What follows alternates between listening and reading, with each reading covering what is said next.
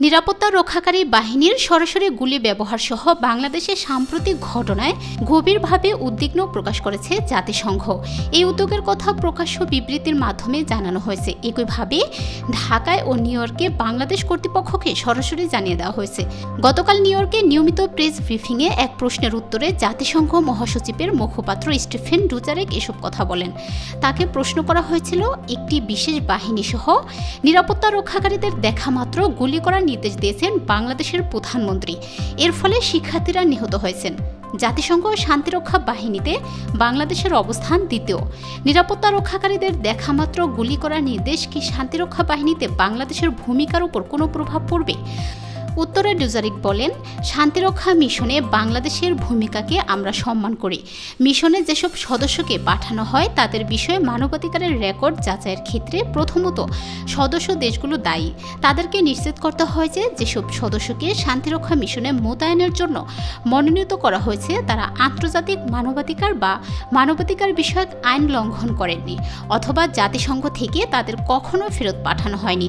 এই ইস্যুতে আমরা সংশ্লিষ্ট দেশগুলো কর্তৃপক্ষের সাথে স্পষ্টতই যুক্ত রয়েছি। আমরা এটি নিশ্চিত করতে চাই যে আমাদের মানবাধিকার বিষয়ক নীতির সব চাহিদা মেনে চলা হয়েছে।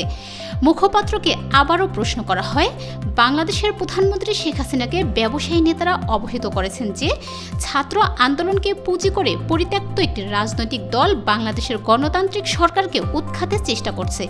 এর পরিপ্রেক্ষিতে জাতিসংঘ মহাসচিবের পক্ষ থেকে কি কোনো পর্যবেক্ষণ রয়েছে? জবাবে তিনি বলেন, বাংলাদেশে যা ঘটেছে, যে গণগ্রেফতার ও গণহত্যা হয়েছে তা আমরা দেখেছি। সব সহিংস কর্মকাণ্ডের তদন্ত স্বচ্ছ ও বিশ্বাসযোগ্যভাবে হওয়া উচিত।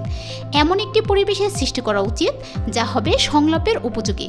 বিশ্বের বিভিন্ন অংশে বিভিন্ন দেশে সম্প্রতি আমরা প্রতিবাদ বিক্ষোভ দেখেছি। তরুণরা সেখানে বিশ্বের অবস্থা, তাদের ভবিষ্যৎ, প্রতিষ্ঠানগুলোর প্রতি হতাশা প্রকাশ করেছেন। এর একটি অংশ হলো সরকারের শাসন ব্যবস্থা। আন্তর্জাতিক আর্থিক ব্যবস্থা যেভাবে অন্যায় করে যাচ্ছে এতে তার প্রভাব রয়েছে। তারা পরিস্থিতিকে এমন উপায়ে মোকাবেলা করতে সক্ষম হয়নি যাতে তরুণরা আহত না হন। বিশ্বজুড়ে সব জায়গায় এমন কিছু আমরা প্রত্যক্ষ করছি।